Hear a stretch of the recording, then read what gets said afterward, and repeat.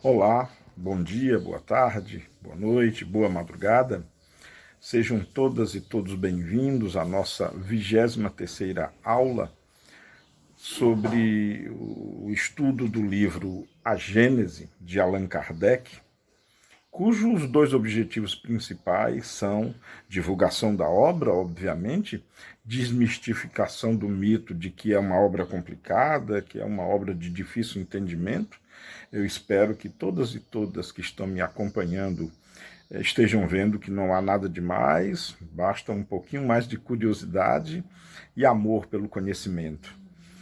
E o outro objetivo é a divulgação científica. O livro A Gênese ele é tido como o mais científico da doutrina, da codificação. Então, eu aproveito a oportunidade para divulgar ciência.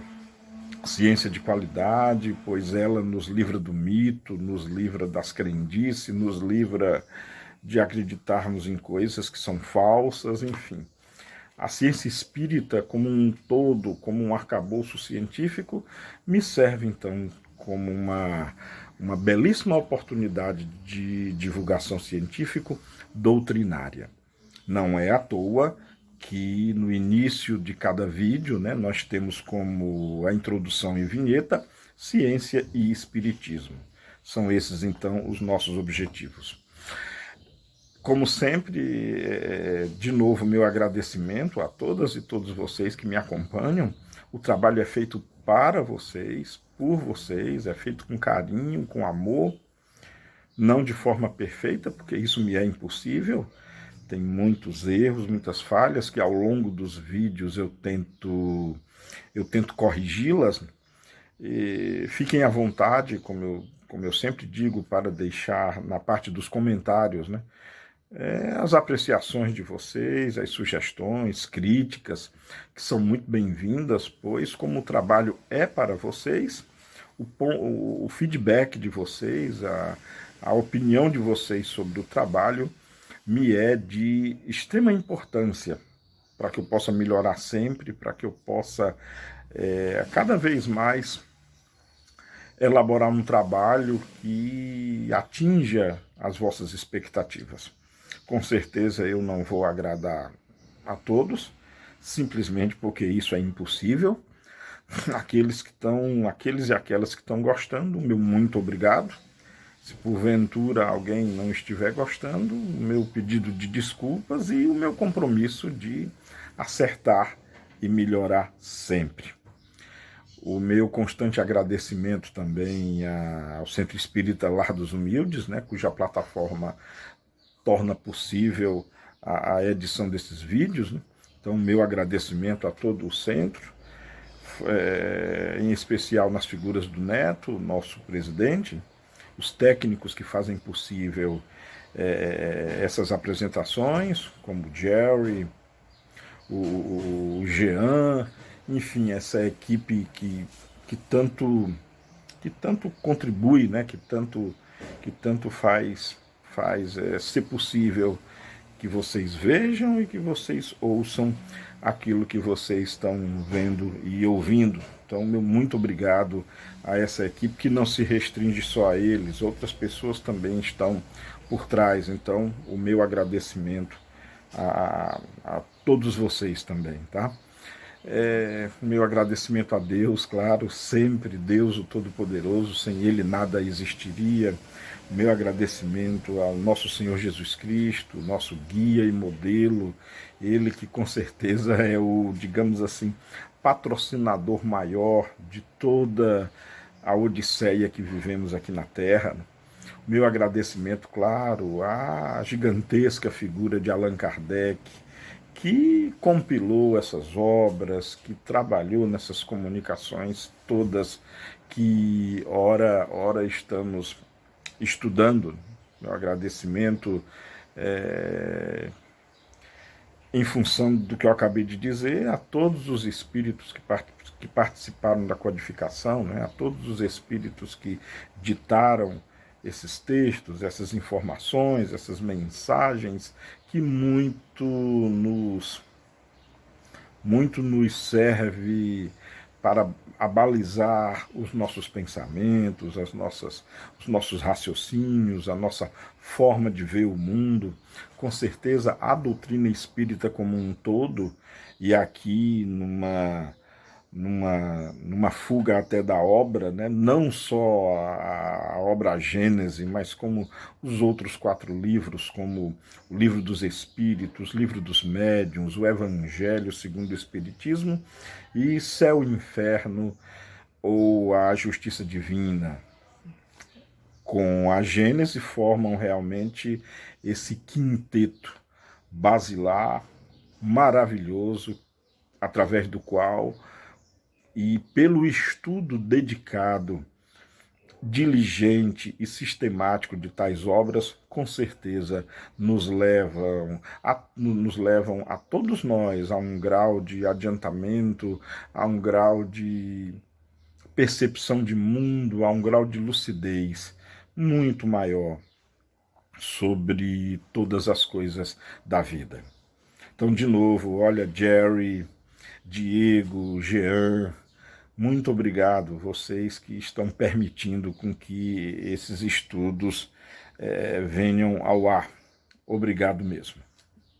Bom, dando continuidade, então, ao nosso trabalho, na nossa aula passada, de item, nossa aula do número 22, nós terminamos, né, estamos vendo, só para que todas e todos vocês possam se situar, estamos vendo o capítulo 6 do livro A Gênese, que se intitula Uranografia Geral. E aí terminamos, na nossa videoaula passada, no item 26, estamos abordando a questão aí dos satélites, né? Lembrando que quem ditou esse capítulo inteiro foi o espírito Galileu Galilei, foi psicografado pelo médium Camille Flammarion, e há também algumas intervenções, claro, à guisa de comentários do senhor Allan Kardec. Dando início, então, no item 27, no item 27, o autor espiritual, né, nos fala agora sobre um planeta que com certeza chama a atenção de todas aquelas que gostam de astronomia, todos que gostam dos astros, que assim como eu, veem no espaço, no firmamento, um grande jardim maravilhoso, com certeza criado por Deus, pelo Criador. E aí, nesse item, o item 27, Galileu Galilei debruça-se sobre aquilo que muitos costumam chamar de a joia do sistema solar, o planeta dos anéis, né? O planeta Saturno. Muito embora ele não seja o único com anéis, tá? O Urano tem anéis também, mas aqueles anéis majestosos, aqueles anéis que saltam aos olhos, deve-se ao planeta Saturno. Muito interessante, estamos já no século XXI, né, bem entrado já ao século XXI. A propósito, eu sempre gosto de localizar no tempo e no espaço as nossas videoaulas. Essa aula eu estou gravando numa quinta-feira, numa manhã de quinta-feira, dia 29 de outubro de 2020. O mundo ainda em franca pandemia, a Europa com muita probabilidade de ser varrida por uma nova onda do coronavírus. Ontem a Alemanha decretou um novo lockdown. Aqui no Brasil os números estão aumentando, principalmente no Ceará. Aqui na nossa querida cidade de Fortaleza, os números têm aumentado consideravelmente, o que nos leva a todos procurarmos ter um cuidado extra, um cuidado redobrado para que essa doença não se alastre de novo, mas os números estão aumentando. Mas, entrando já na atmosfera do texto, estamos em 2020. Muita coisa já se sabe, já se descobriu através de sobre Saturno, aliás, até pousamos uma sonda no satélite Titã. Foi o lugar mais distante em que o ser humano conseguiu pousar algo, e de lá colhemos, inclusive, muitas informações. Eu vou fazer essas atualizações para todas vocês, para todos vocês, mas vamos dar prosseguimento normal à ordem dos fatos. No item 27, então, fechando esse item dos satélites naturais, Kardec Galileu Galilei, falando sobre Saturno, ele nos diz o seguinte: além de seus satélites ou luas, o planeta Saturno apresenta o fenômeno especial do anel, que, visto de longe, parece cercá-lo de como uma auréola branca. Esse anel é, com efeito, o resultado de uma separação que se operou no equador de Saturno, ainda nos tempos primitivos, do mesmo modo que uma zona equatorial se escapou da Terra para formar o seu satélite. A diferença consiste em que o anel de Saturno se formou em todas as suas partes de moléculas homogêneas, provavelmente já em certo estado de condensação, e pôde, dessa maneira, continuar o seu movimento de rotação no mesmo sentido e em tempo quase igual ao do que anima o planeta. Se um dos pontos desse anel houvesse ficado mais denso do que outro, uma ou muitas aglomerações de substância se teria subitamente operado e Saturno contaria muitos satélites a mais. Desde a época de sua formação, esse anel se solidificou do mesmo modo que os outros corpos planetários. Pois bem, primeiro vale a pena tecermos o adendo de que hoje a teoria mais aceita de formação da Lua, a nossa Lua da Terra, é da colisão de um astro, né, o planeta Theia, que se chocou com a Terra e gerou a Lua. Essa é a hipótese mais aceita hoje pela comunidade científica. Nós vimos isso na videoaula passada. Um outro adendo que vale a pena ser comentado é que, na verdade, Saturno não tem um anel somente, tem diversos anéis. Já foram computados,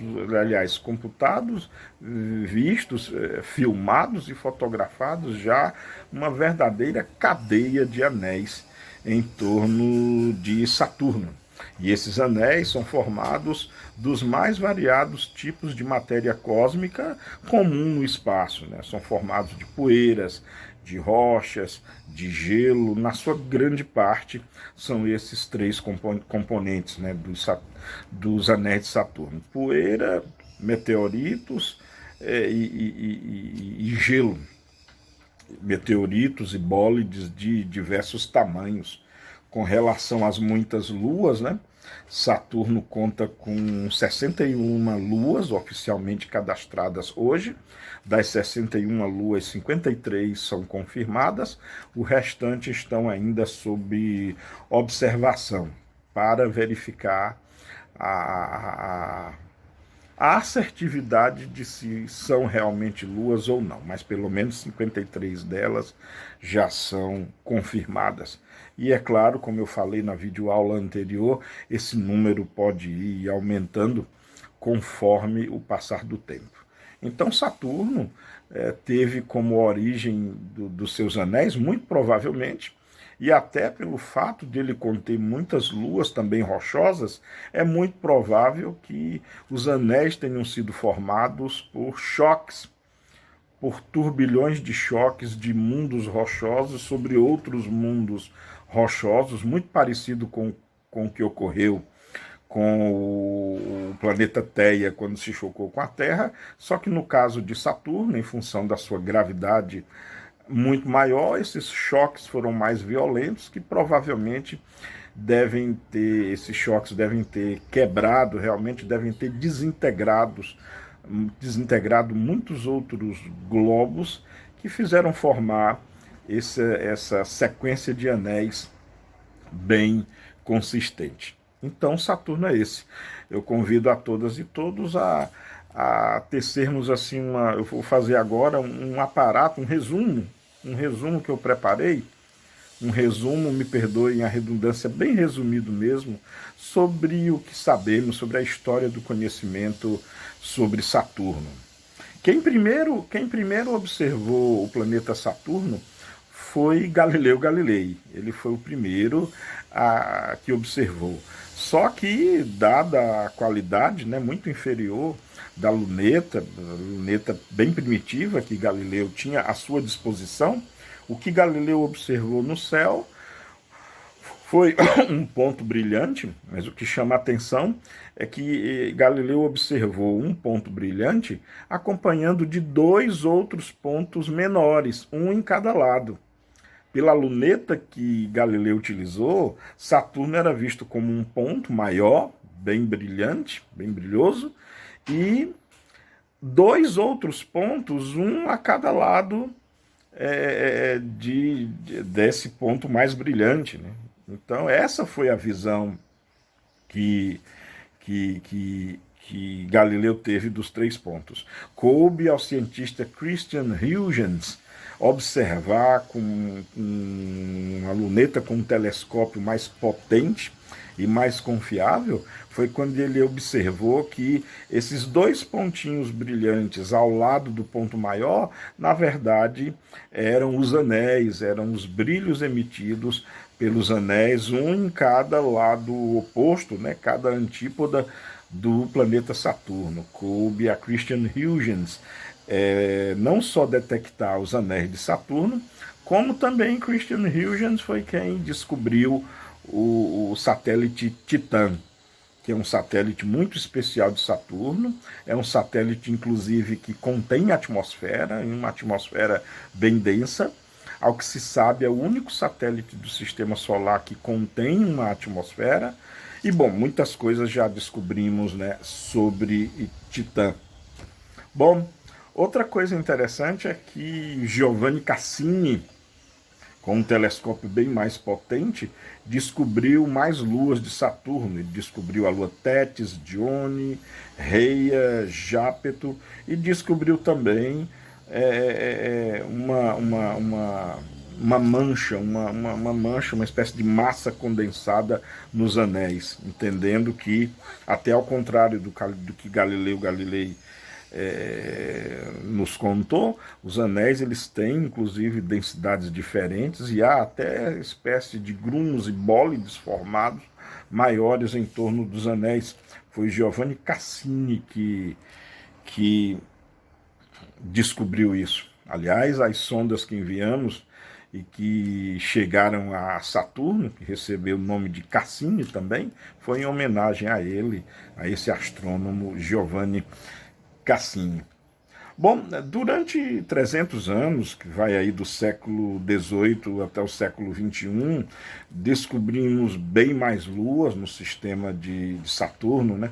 Descobrimos Encélado, Mimas, um outro anel mais interno. A sucessão de anéis sempre foram aumentando ao longo da história das descobertas sobre Saturno.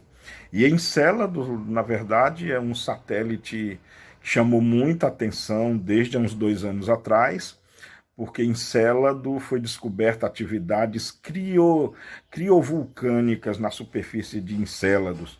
Encélados, ao que tudo indica, tem abaixo da sua superfície água no estado líquido. Na superfície, a superfície de Encélado é composto, dentre outras coisas, por água sólida, né? Água congelada.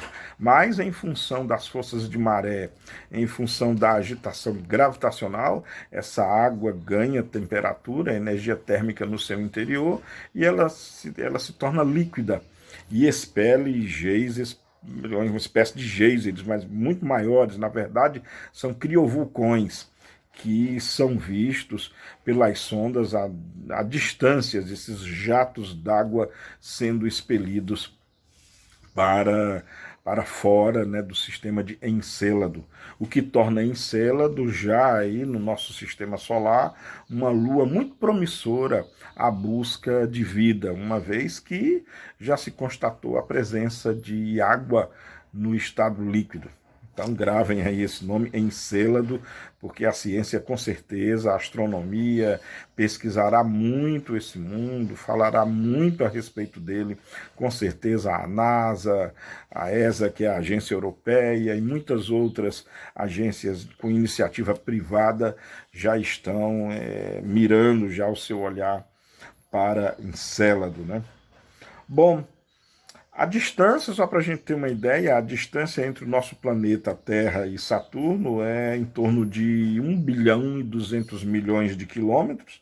É mais ou menos oito vezes a distância da Terra até o Sol. Em 1973, nós enviamos a sonda Pioneer 2, que passou por satélite em 1979, quando o Saturno foi visto de uma forma totalmente nova. Foi descoberto um novo anel e mais uma lua, a lua Epimeteu. Foi descoberta lá nos idos de 1979, filmada, vastamente filmada e fotografada pela sonda Pioneer 2.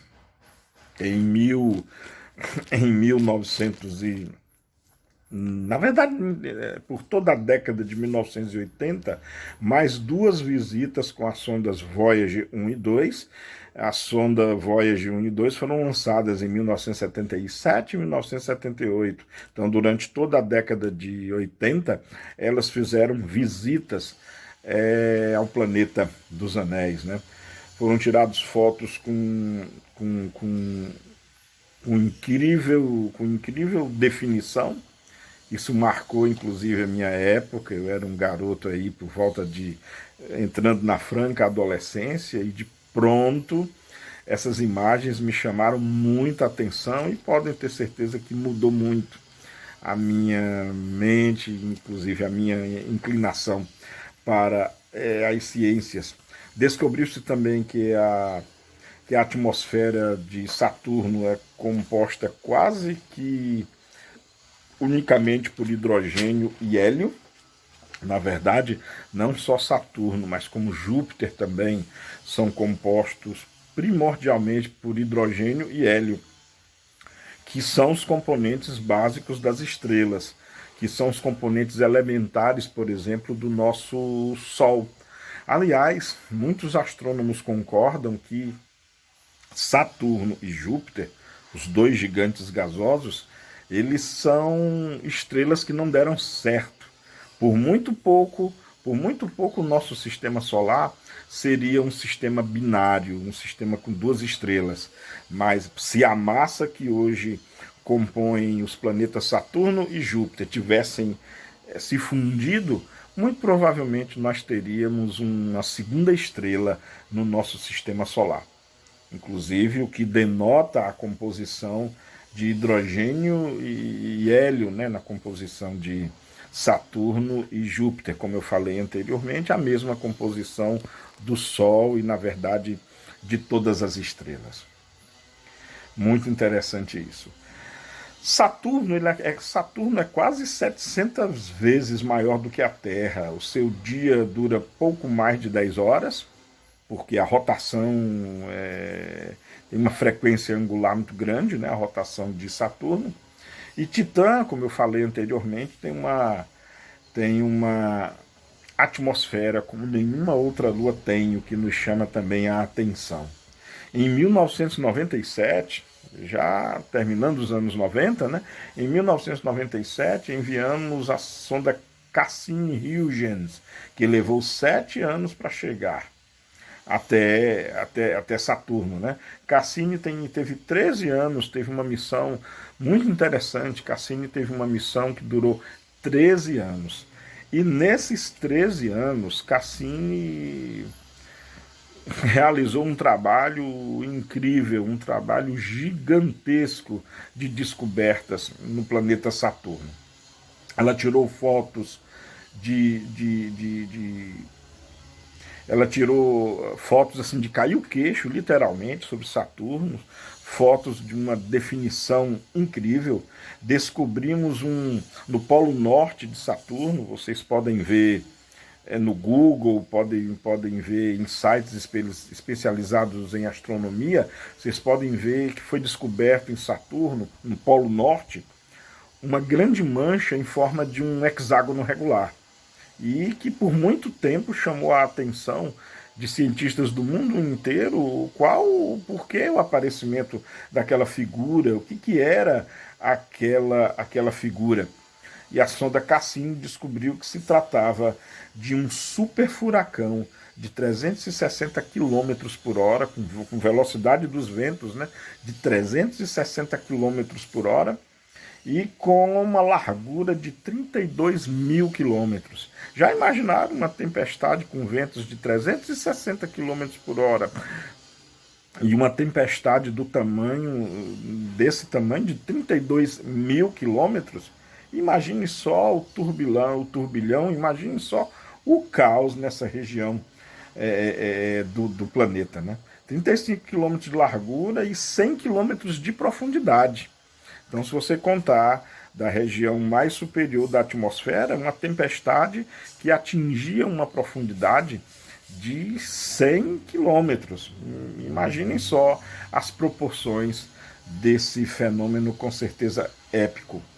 O vórtex era essa mancha hexagonal, era azul, e foi identificado ao longo dos anos que ela de azul passou a ser amarelo alaranjada. E isso ainda a ciência não descobriu o porquê dessa mudança de coloração, né, de azul para avermelhada. O fato o fato dessa tempestade apresentar o formato da mancha hexagonal, isso já foi comprovado, já foi provado, na verdade, por leis químicas e por leis físicas, inclusive com experiências indutivas feitas aqui na Terra, que mostram que eu não vou me estender nesse assunto, porque fugiria muito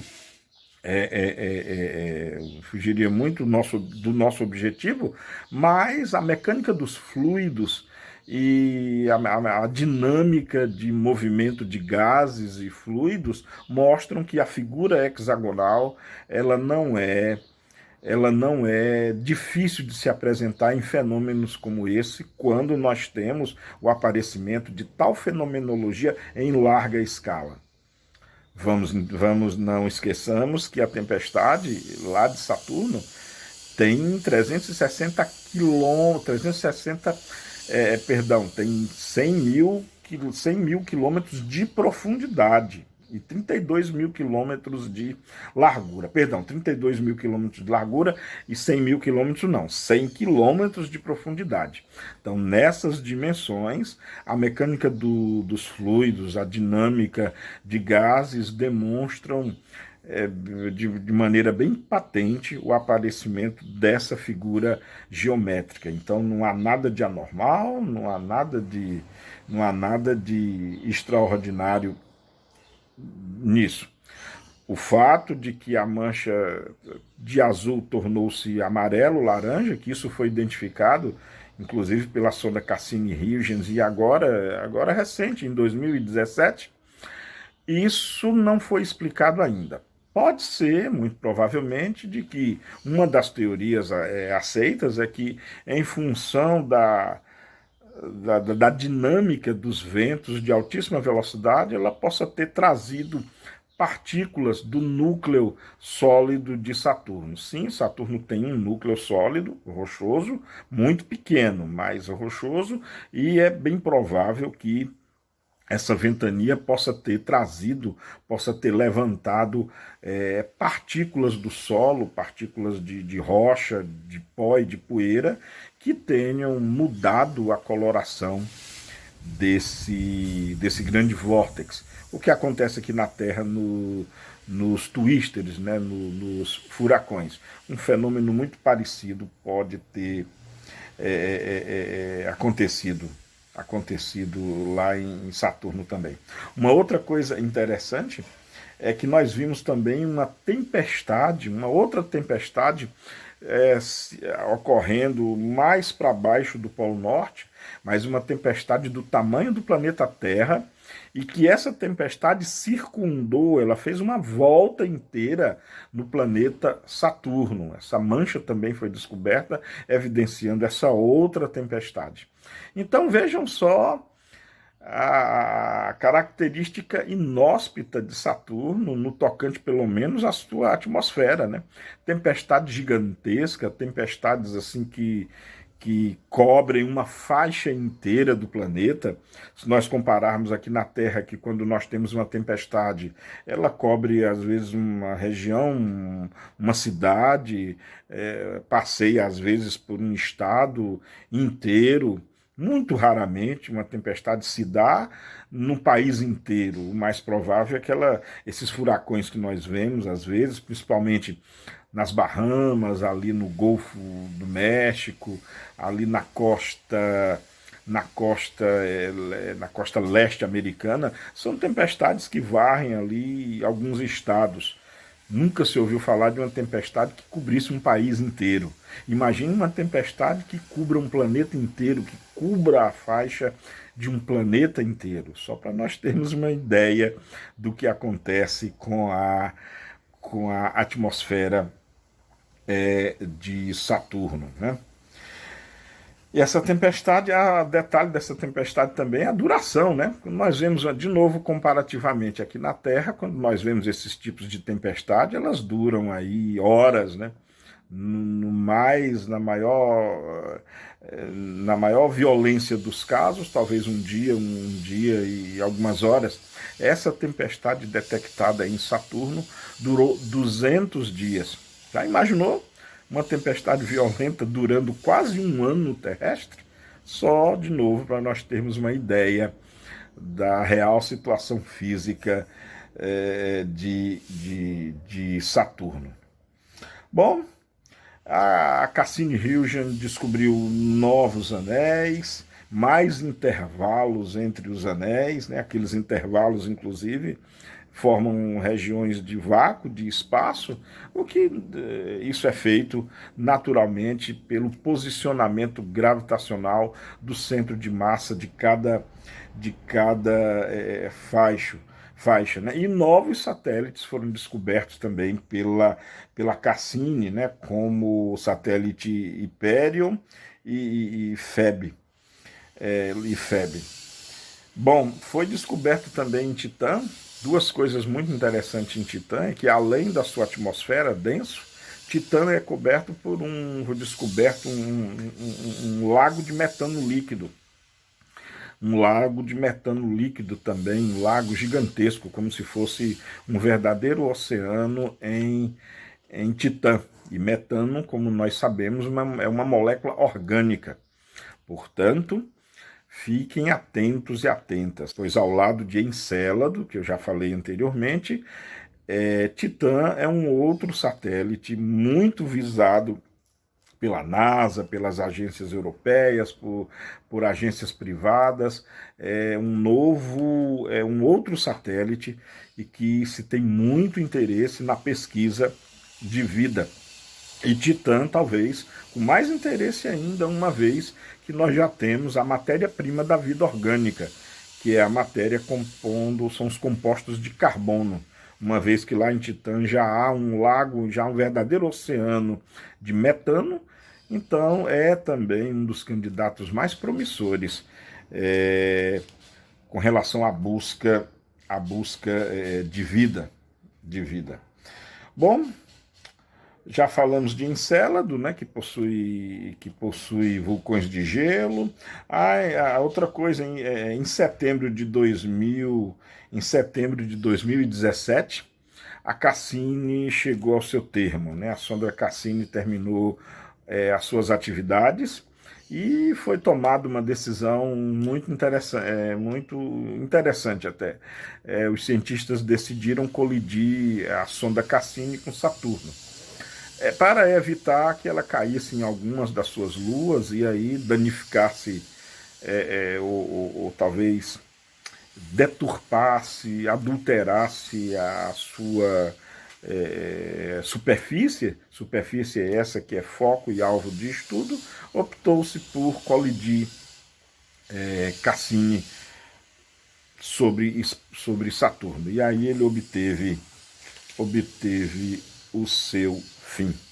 Então esse é um apurado até os dias de hoje, pode-se dizer, sobre o que nós sabemos de Saturno e os seus anéis e alguns dos seus satélites mais importantes. Ok? Bom, e agora vamos passar para o próximo item que Galileu aborda aqui, aliás, muito interessante, porque fala de outros corpos que nos chamam muito a atenção, que nos causa também muito fascínio, é algo também espetacular de se visualizar, e sim, alguns deles é possível que se observe a olho nu, e ele causa realmente no imaginário das pessoas muitas reações. Nós estamos falando dos cometas, aqueles astros que deixam uma cauda, né, ou uma cabeleira atrás deles, e são fascinantes de se ver. Eu realmente já vi acho que já vi um deles, que foi o Hale-Bopp. O Hale-Bopp, que apareceu aqui na Terra, fez a sua órbita bem próxima aqui da Terra, acredito que foi em 1997 para 98, apareceu o Hale-Bopp, que é um outro cometa periódico, que apareceu aqui, e estima-se o retorno dele também.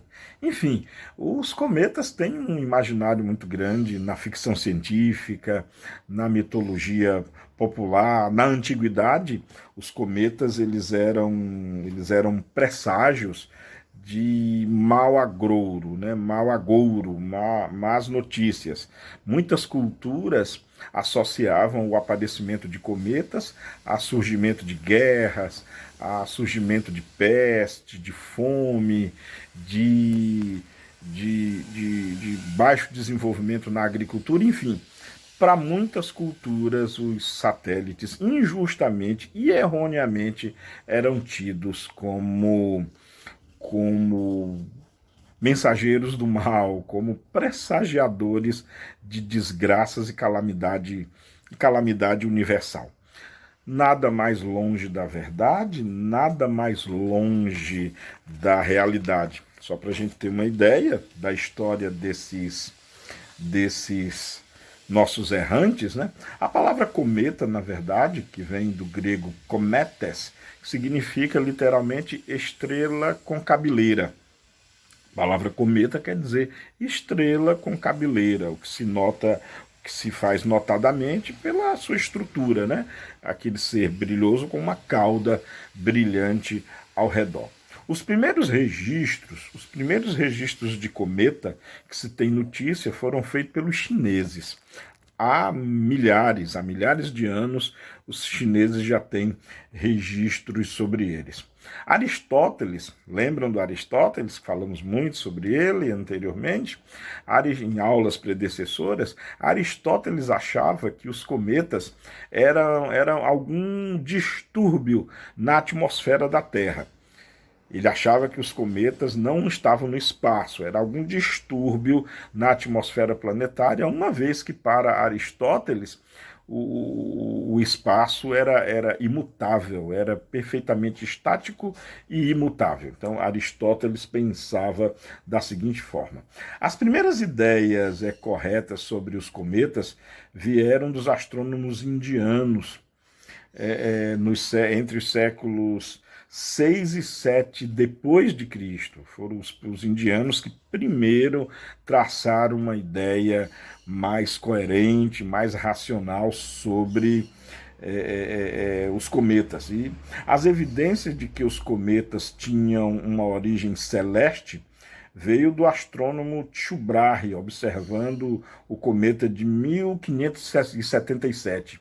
Tycho Brahe, que foi aquele astrônomo que se dedicou a vida inteira à observação dos céus e a anotar os seus registros esses preciosos que ele confiou ao Johannes Kepler para desenvolver, que por sua vez desenvolveu aquelas 3 leis do movimento dos astros, né, conhecidas como as leis de Kepler, já estudamos também em aulas predecessoras.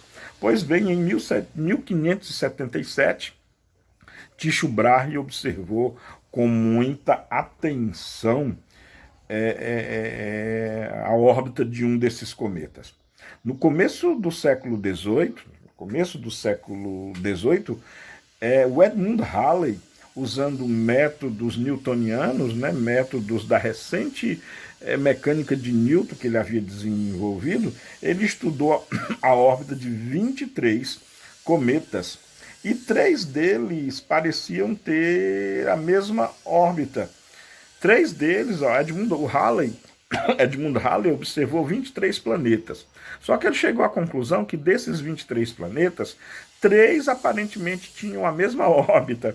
E aí ele chegou depois à conclusão que não eram 3 cometas que tinham a mesma órbita, se tratava apenas do mesmo cometa, que apareceria, que tinha um período de aproximação da Terra de aproximadamente entre 75 e 76 anos, que se tornou, né, o que nós sabemos que hoje é o cometa de Halley, que ele apareceu aqui na Terra, pelo menos as 3 últimas aparições dele foi em 1910, 1986, que aí eu perdi, infelizmente. Nessa época eu tinha 16 anos, não sei porque eu acabei não vendo. Vi o Hale-Bopp em 1998 aproximadamente, mas esse de 86 eu não me perdoo a mim mesmo, eu não vi. E a próxima vez que o Halley vai vir aqui na Terra vai ser em 2061, né? Não sei se eu ainda vou estar aqui não. Portanto, esse cometa que Halley calculou a órbita, inclusive predisse o aparecimento dele, e ele o fez com tanta assertividade, ele o fez com tanta precisão, né, com tanta precisão de cálculos, que realmente o cometa apareceu não só no ano que ele prescreveu, como na noite, apareceu no tempo quase que exato que ele havia prescritos, né? Na verdade, Edmund Halley teve um registro de mais de 400 anos da obra de Tycho Brahe, que já tinha pego registros de outras culturas, de outros estudos. Então, o que Halley fez foi isso, estudar as órbitas de astros acompanhados há mais de 400 anos, unindo a matemática gravitacional que Newton havia desenvolvido. Ele descobriu esses períodos e essas frequências. Bom, origem, né? Alguém pode se perguntar a origem dos cometas, né? A origem dos cometas, os cometas têm a origem aqui mesmo no sistema solar, tá? Eles vêm, pelo menos a grande maioria deles, ou pelo menos todos os cometas que já registramos até hoje, eles vêm aqui mesmo no sistema solar. Em 1987, foi descoberto o cinturão de Capier, o cinturão de Capier, que fica entre 30 e 60 unidades astronômicas, ou seja, fica lá para depois da órbita de Netuno e Plutão. O anel de Capier é a primeira fronteira, é a fronteira mais próxima do sistema solar. E muitos cometas vêm desse cinturão de Capier. Os outros com órbitas mais abertas vêm da nuvem de Oort, que fica a aproximadamente umas 100 mil unidades astronômicas. Lembrando que uma unidade astronômica é a distância entre a Terra e o Sol, ou seja, aproximadamente 150 milhões de quilômetros. Então, o cinturão de Capier fica a aproximadamente entre 30 e 60 unidades astronômicas, ou seja, 30 e 60 vezes 150 milhões de quilômetros. Já a nuvem de Oort, que é o limite mais externo do sistema solar, a nuvem de Oort, na verdade, é uma esfera que embala todo o sistema solar e é considerado o limite externo realmente do sistema solar, fica a uma distância de mais ou menos 100 mil unidades astronômicas, ou seja, 100 mil vezes a distância Terra-Sol, ou seja, 100 mil vezes 150 milhões de quilômetros. Assusta um pouco, né, as distâncias do espaço, né, as distâncias do universo. E eu peço que ninguém se assuste, porque não vimos nada ainda. Vocês não sabem o que está por vir. Logo, logo nós veremos isso. O universo é grande, o universo é muito grande. Então, nós já detectamos que os satélites eles vêm daqui mesmo, de dentro do sistema solar, dessas nuvens, né? Aliás, do cinturão de Capier e da nuvem de Oort. Foi descoberto também a composição, né, a composição desses cometas. Basicamente, os cometas eles são compostos por rocha, poeira, gelo, monóxido de carbono, metano, gelo seco e compostos orgânicos. Eu repito, os principais componentes de todo e qualquer cometa, pelo menos o registrado e estudado até hoje, ele é composto de rocha comum, poeira, gelo, monóxido de carbono, metano, gelo seco e compostos orgânicos, materiais compostos de carbono. Daí a importância enorme do estudo desses cometas. Os cometas eles têm toda a atenção dos astrônomos. Os cometas eles têm uma importância fundamental. Primeiro, do local onde eles vêm do extremo, ele vem das fronteiras do nosso sistema solar. Muitos deles presenciaram a gênese, a origem do sistema solar. Então, estudar o cometa é simplesmente estarmos coletando informações, estudando sobre a origem do nosso sistema solar. Só por isso já se percebe a importância enorme do estudo dos cometas. A outra importância fundamental do estudo destes vem da sua composição, que eu acabei de falar. Rocha, poeira, gelo, resumidamente, rocha, poeira, gelo e compostos orgânicos, compostos com base no carbono.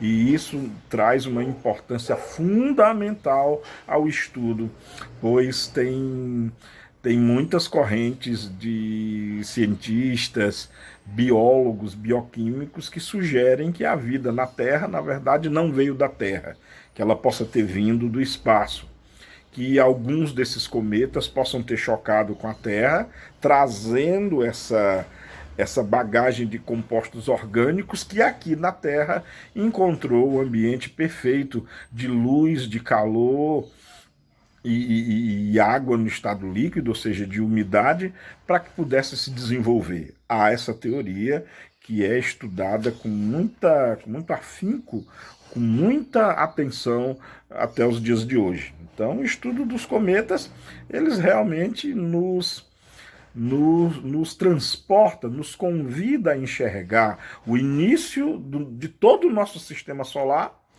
incluindo a Terra, é óbvio. Então, estudar os cometas, nós estamos estudando também a origem do nosso planeta, a origem da Terra, e quem sabe, sei lá, se um dia descobrirmos que o nosso corpo, o nosso organismo, assim como toda a vida na Terra, do ponto de vista orgânico, não esqueçam, estou falando aqui do ponto de vista material somente, não estou levando em consideração o ponto de vista espiritual, mas do ponto de vista material, é uma possibilidade sim que esses compostos orgânicos tenham aparecido aqui na Terra também por contributo desses cometas.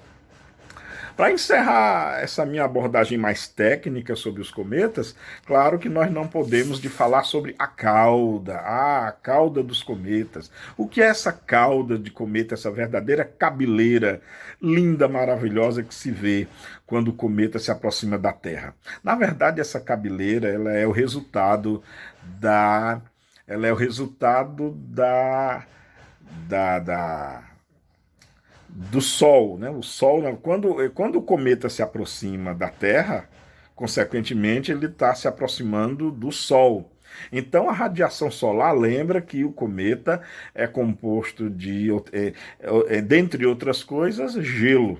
Então, ao se aproximar da Terra, por conseguinte, ao se aproximar do Sol, a energia solar, a radiação solar, a luz, faz derreter esse gelo, faz vaporizar essas camadas de gelo da superfície do cometa, e esse gelo derretido é expelido. Não esqueçam que o cometa está em movimento, numa velocidade enorme, e esse vento solar, com a luz solar batendo, se chocando com esse astro, ele faz derreter essas camadas de gelo, faz com que essa camada de gelo vaporize, se torne vapor, e esses detritos são jogados, são arremetidos tangencialmente do astro do cometa.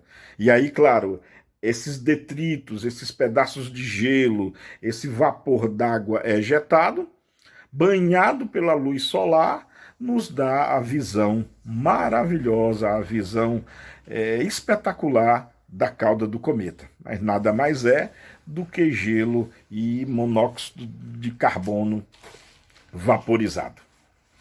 Esse é o que temos a falar, é o que a ciência já descobriu até hoje sobre os cometas, né? Lembrando que o mais famoso que aparece aqui perto da órbita da Terra é o cometa de Halley, né? Cuja última aparição dele, como eu falei, foi em 1986. Antes disso, ele veio aqui em 1910, o período dele é de 76 anos, então de 1910 com mais 76, 1986, e 1986 com mais 76 dá 2061. Muitos de nós talvez ainda estejamos vivos em 2061, e vamos com certeza, se estivermos encarnados, vamos ver a passagem aí desse cometa e quem sabe vamos nos lembrar dessas aulas. Bom, se tivermos desencarnados também, pode ser que do mundo espiritual nós vejamos também e aí nos lembremos também desse conhecimento. Mas agora, para encerrar, então vamos ver o que Galileu Galilei disse para a sociedade, né? Disse para o que Galileu Galilei falou sobre os cometas. No item 28 do livro A Gênese, Galileu começa assim: astros errantes, os cometas, ainda mais do que os planetas, que conservaram a denominação etimológica, serão os guias que nos ajudarão a transpor os limites do sistema a que pertence a Terra e nos levarão às regiões longínquas da extensão sideral. Mas antes de explorarmos os domínios celestes com o auxílio desses viajantes do universo, bom será demos a conhecer, tanto quanto possível, a natureza intrínseca deles e o papel que lhes cabe na economia planetária. Assim, no item 28 do capítulo 6, Galileu introduz a questão dos cometas. No item 28, no item 29, ele nos apresenta as primeiras impressões dele. Alguns hão visto nesses astros dotados de cabeleira mundos nascentes e elaborarem no primitivo caos em que se acham as condições de vida e de existência que tocam em partilha as terras habitadas. Outros imaginaram que esses corpos extraordinários eram mundos em estados de destruição, e para muitos, a singular aparência que têm foi motivo de apreciações errôneas acerca da natureza deles. Isso a tal ponto que não houve, inclusive na astrologia judiciária, quem não os considerasse como pressagiadores de desgraças enviados por desígnios providenciais à terra, espantada e tremente. Vemos aqui o registro histórico daquelas apreciações de presságios que eu já falei anteriormente, nada mais fora da verdade, não o que Galileu está dizendo, porque ele está falando das apreciações que se tinha na antiguidade. O que ele falou está certo. Com relação a ser mundos habitados, é óbvio que não. Satélite não abriga nenhum tipo de vida, pelo menos não vida inteligente, é claro. É possível até que nos cometas hajam, como tem compostos orgânicos, é possível que haja vida a nível microscópico, mas ainda não foi descoberta até os dias de hoje. Bom, no item 30, Galileu nos diz o seguinte: a lei de variedade se aplica em tão larga escala nos trabalhos da natureza que admira hajam os naturalistas, os astrônomos e os filósofos fabricado tantos sistemas para assimilar os cometas aos astros planetários e para somente verem neles astros em graus mais ou menos adiantados de desenvolvimento ou de caduquice. Entretanto, os quadros da natureza deveriam bastar amplamente para afastar o observador da preocupação de perquirir relações inexistentes e deixar aos cometas o papel modesto, porém útil, de astros errantes que servem de exploradores aos impérios solares. Porque os corpos celestes de que tratamos são coisas muito diversas dos corpos planetários.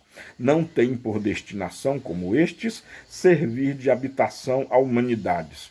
Vão sucessivamente de sóis em sóis, enriquecendo-se, às vezes pelo caminho, de fragmentos planetários, reduzidos ao estágio de vapor.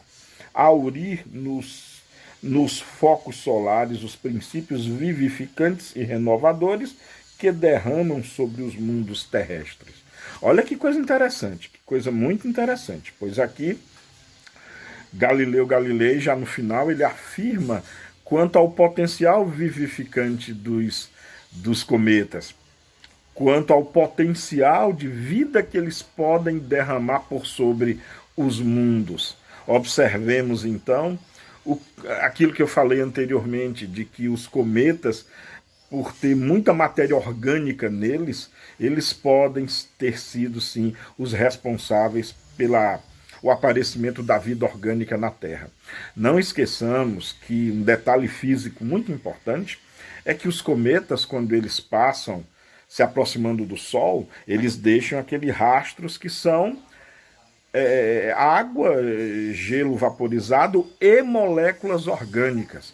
Aquele rastro, apesar de ser pequeno, ele cobre milhares de quilômetros. E ocorre que, às vezes, o planeta Terra, quando passa um desses cometas, um desses astros, às vezes o planeta Terra, na sua órbita circular em torno do Sol, ou melhor dizendo, elíptica em torno do Sol, por vezes o planeta passa por entre esse rastro.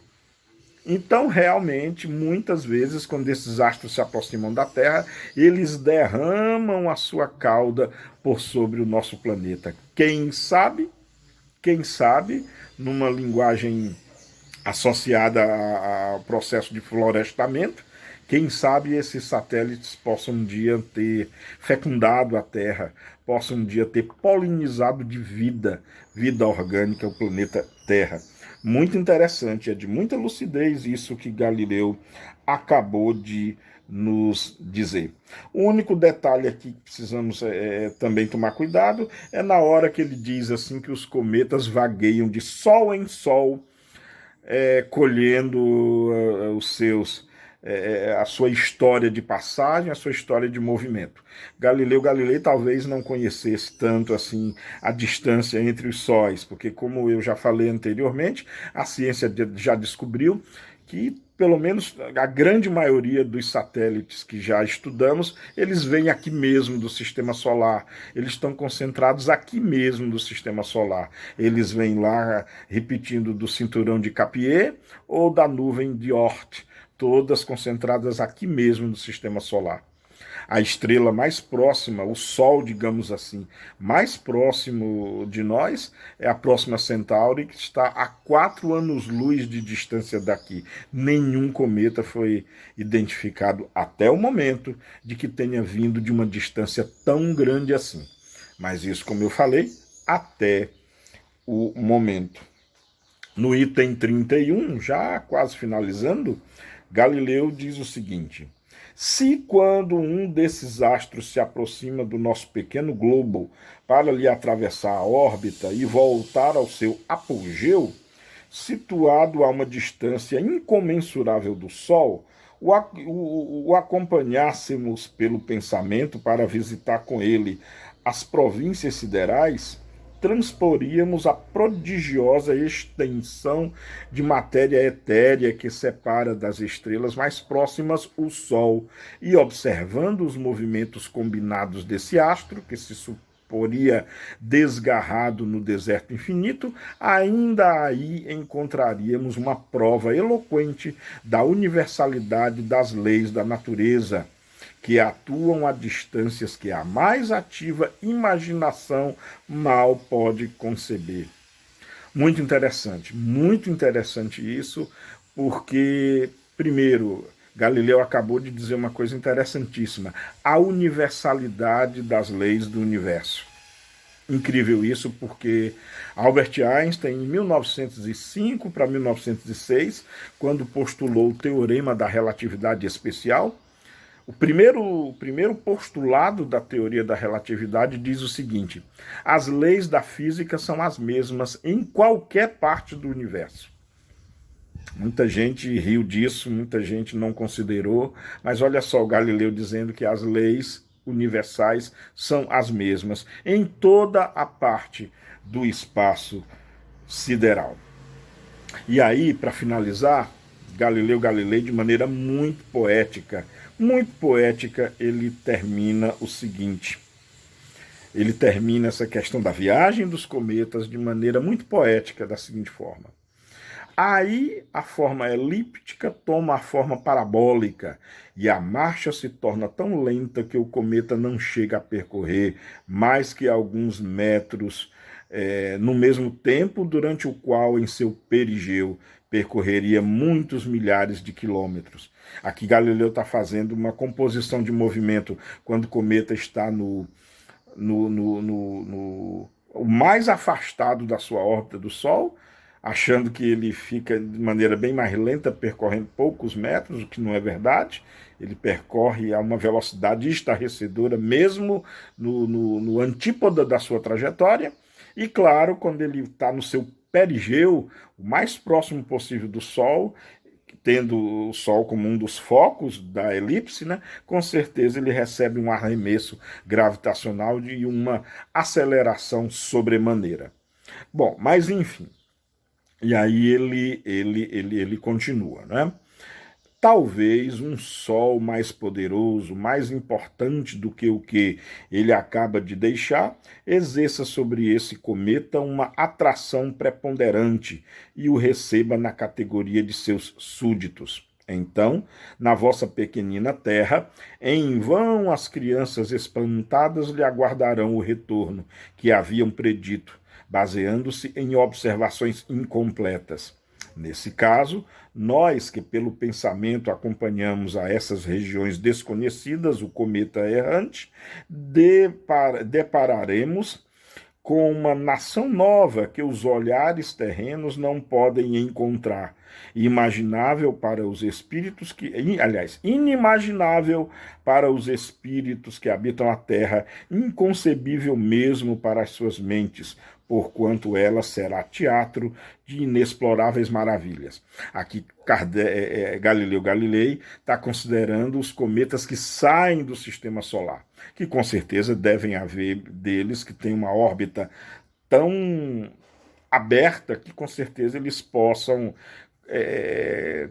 avançar e em muito espaço interestelar. Mas quanto a ir de Sol em Sol, isso por enquanto ainda é desconhecido pelo ser humano. E aí, Galileu Galilei encerra encerra esse assunto com a seguinte frase, bem poética: chegamos ao mundo astral, nesse mundo deslumbrante dos vastos sóis. E aqui ele está falando o que ele chama de espaço astral, não há nenhuma conotação folclórica nem mística. O espaço astral aqui ele está se referindo aqui é o espaço interestelar, é o espaço sideral além do sistema solar. Chegamos ao mundo astral. Nesse mundo deslumbrante dos vastos sóis que irradiam pelo espaço infinito e que são as flores brilhantes do magnífico jardim da criação. Lá chegados, apenas saberemos o que é a Terra. Que maravilha! Que maravilha! O gênio Galileu, a genial mente galileana, dizendo que só chegando lá, olhando para trás, para nossa linda joia azul, singrando esse espaço infinito e maravilhoso, saberemos muito mais coisas sobre ela. Que viagem! Que viagem! Assim nós terminamos a nossa videoaula 23. Paz e bem, beijo no coração e até a próxima.